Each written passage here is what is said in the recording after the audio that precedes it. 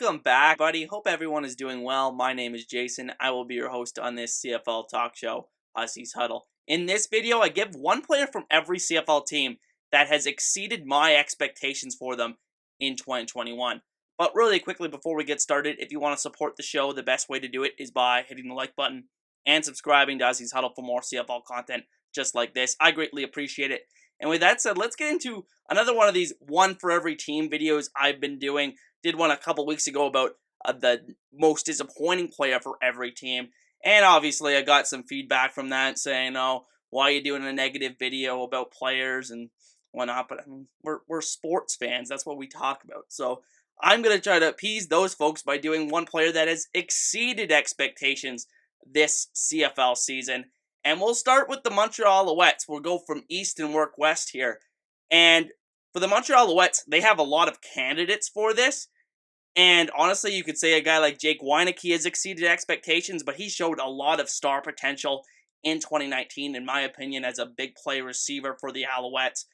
So you could go with him as well. He has like 10 touchdowns on the year.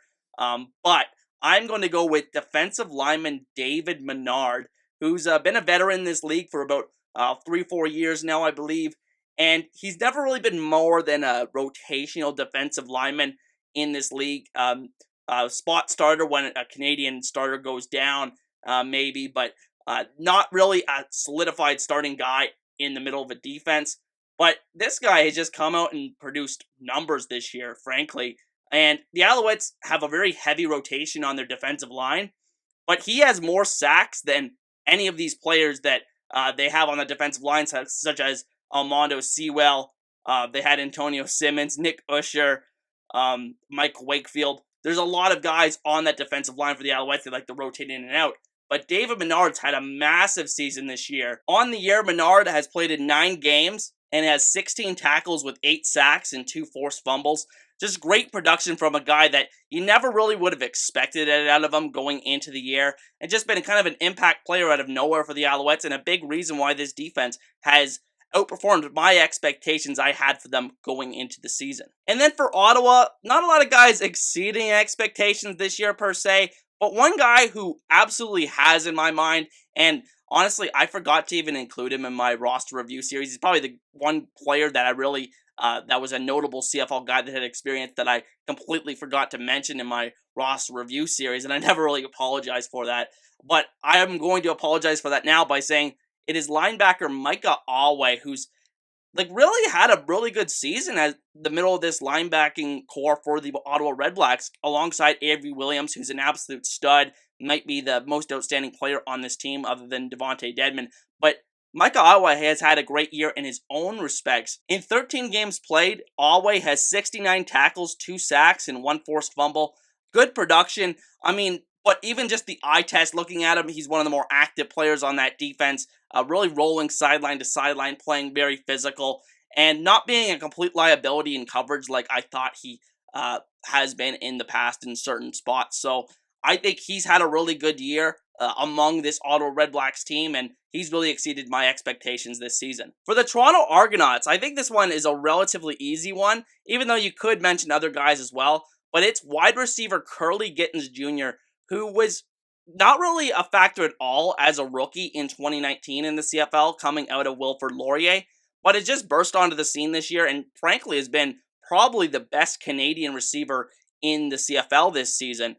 In 13 games played, he has 50 receptions for 605 yards and 4 touchdowns.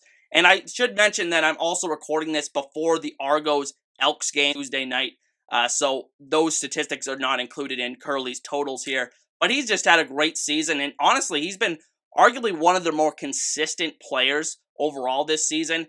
And again, I didn't really expect it. He didn't do really anything in his rookie season other than playing a special teams role, which often is the case for a lot of players, Canadian players that are coming into the league when they get drafted. But he's been phenomenal this year for the Toronto Argonauts, and he really killed my Hamilton Tiger Cats last week with a beautiful touchdown in the red zone. So just good stuff from Curly Gittens Jr., and I'm very happy for him, honestly. For the Hamilton Tiger Cats, I'm going with defensive back CARIEL Brooks.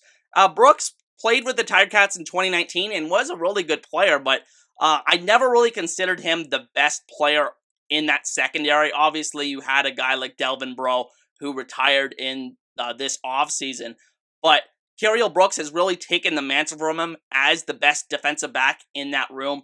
He's really just been an impact player all over the field. He leads the league with 5 interceptions, but even more than that, he's just a really, really talented cover man out there. And you just look at the tackle numbers for defensive backs, and it's really counterintuitive. When defensive backs have a lot of tackles, usually that means that they are getting exposed a lot and they're tackling the guy that made the catch right in front of them. But CARIEL Brooks has very low tackle numbers this year. He's getting his hands in passing lanes. What does he have here? 3 pass deflections and 5 interceptions, like I said, on the season. Just really good stuff from CARIEL Brooks, and he's really become one of the best defensive backs in the league this season, and really happy as a Tiger Cats fan to have him. For the Winnipeg Blue Bombers, they had a few options here, but honestly, the guy that's just blown me away this year is wide receiver Kenny Lawler, who, to be honest, going into the season, I thought Winnipeg's one of their weaknesses, more or less, was their wide receiving core. They didn't really have that one-star guy. I really liked the composition of them, and I did like what Lawler could bring to the table as a field-stretching big play threat, but I'd never expected him to become this all-around receiving threat that he has been this year, and he's right up there. I think he's either first or second. Him and Geno Lewis keep on going back and forth for that number 1 spot in terms of league receiving yards, but I never expected him to be even near that this year. He's really blown away all expectations. The one criticism I've always had of him is his hands are a little inconsistent here or there, but he can make some incredible catches as well. So he'll drop an easy one here or there, but again, like I said, he'll make some outstanding plays for your team. He can get deep. He still has that quality that he showed in 2019, but he's become a more well-refined receiver and will become the go-to guy in this Winnipeg offense. And Zach Collaros loves this guy, and I mean, I would too. The way that he's been putting up numbers this year, just consistently getting separation from defenders, and you really like to see it if you're a Winnipeg Blue Bombers fans, and he's really elevated this receiving core this season. For the Saskatchewan Roughriders, I'm going with another wide receiver, and that is Canadian wide receiver Braden Lenius, a guy that I didn't expect anything of coming into this season for this team. I thought they were going to start their 2019 first-round pick, Justin McGinnis, at wide receiver a lot of the year, but they've really done the opposite. They've started all these different Canadian wide receivers that are not named McGinnis, and I think McGinnis is actually going to play this week against Hamilton, but just really impressive stuff from Braden Lenius this season. He's really shed a lot of weight. There was a big off-season story. He shed about, I think it was like 15, 20 pounds to where he was more of that like fullback slot type, and then really slimmed down to become like that big vertical wide receiver that can make contested catches, a bigger catch radius for Cody Fajardo, and he's really done that this season, become a target in the red zone. And again, I think he's been a really surprising thing because he wasn't expected to really do anything going into this year. Just a guy that was a training camp hopeful, really, but then Cody Fajardo comes out week 1 and says, Braden Lenius, he was the MVP of training camp, and you can see why and how he's produced this year, and I think he's only going to get better because he has a lot of different tools and things that he does well in his game. Just needs to improve on the consistency aspect, but it's just great stuff from Lenius this year. For Calgary, another one that's going to make my roster review series this year a little bit dated, and that is running back Kadeem Carey, who's had an excellent season as for the Calgary Stampeders. He's probably going to be the nominee for this team's most outstanding player overall. He's just been the driving force of this offense. Calgary's passing offense has been very, very inconsistent this year and at sometimes very bad. And really what's taken them out of the mud in a lot of these games is just leaning on Kadeem Carey in the backfield, who's just running with a purpose this year, just running over defenders. He has a great mix of just overall burst in terms of speed, but also a lot of power as well. And just the way that he's really, again, running with a purpose this year. And it's really hard to describe. You just kind of have to watch this guy play. He's just an outstanding running back. He's really became an outstanding running back this year in the CFL. And a guy that I really didn't see that for in 2019, where he started the season as a special teams guy, and I really was impressed with him. But when he got into the starting lineup, I wasn't as impressed with him. But he's really adapted to the Canadian game this year, and even made an impact in the receiving game as well. And again, just probably this team's best player overall this season. He leads the league in rushing touchdowns by guys that are actually running backs. I'm not talking about Sean McGuire, who's obviously the backup for Winnipeg, who just gets a bunch of 1-yard touchdowns, and it kind of bothers me that he leads the league in touchdowns. On the season, in 13 games played, he has 869 yards for a 5.3 yards per carry average and 7 rushing touchdowns. Really good numbers for carry overall. Then for the Edmonton Elks, the team that's probably the hardest to come up with a guy that's exceeded expectations this year, because there's a lot of guys on this team that have underwhelmed this year, but not a lot of guys that have played above expectations coming into the season. But one guy I think that has is defensive back Aaron Grymes, a guy that had a pretty down year in BC after having a really good career up until that point in the CFL, veteran defensive back. But this year, I really have been impressed with his coverage ability, even though he doesn't even have one interception on the season to show for it. He had a dropped interception a few weeks back, and that would have probably changed the game. I think it was against Calgary, but besides that, he's had a really strong season coverage-wise. And with defensive backs, it's really hard to distinguish in terms of the counting stats how good a player actually is.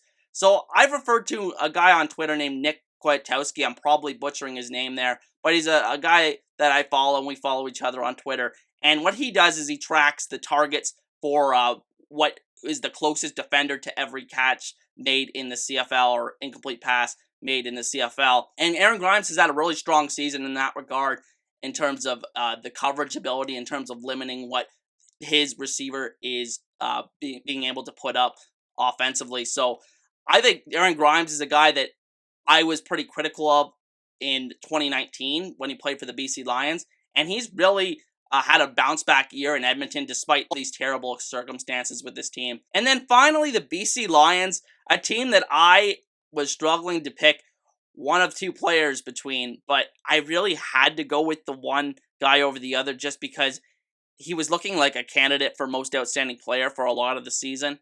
And that's wide receiver Lucky Whitehead, who I chose over linebacker Bo Lacombo, who's having a great year in his own right and may actually win most outstanding Canadian in the CFL this year.